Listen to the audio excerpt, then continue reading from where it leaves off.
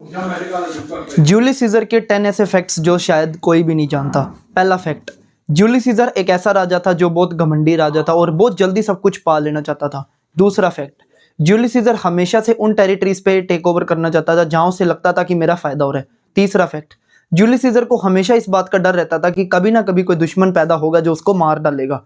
चौथा fact, Julius Caesar को हमेशा इस बात की भनक लगती थी कि उसके अपने कोई लॉयल फ्रेंड जैसे ब्रूटस के कैशियस हो गए दोनों, उनमें से कोई भी उसको मार सकता है। फिफ्थ फैक्ट, जूलियस सीजर को हमेशा इस बात का भी डर लगता था कि कभी उसकी जो वाइफ है कैलपुर्निया, वो भी कभी उसको किसी भी वक्त उसकी जो ट्रेनिंग का जो कारण है वो बन सकती है।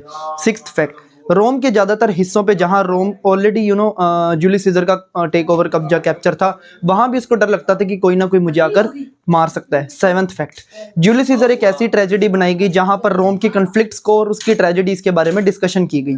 एट्थ फैक्ट, जूलियस सीजर हमेशा से एक दिमाग का राजा था जो हमेशा टैक्टिक्स के थ्रू खेलता था और उसकी जो एक्सपेडिशंस थी वो हमेशा से बहुत एडवांस थी। नाइन्थ फैक्ट, जब ब्रूटस ने उसको मारा जूलियस सीजर को, तो उसने आखिरी में मरते दम तक बोला एटो ब्रूटस, मतलब तुम भी ब्रूटस। इससे पता लगता है कि दोस्ती में भी दोस्त का कत्ल कर सकता है।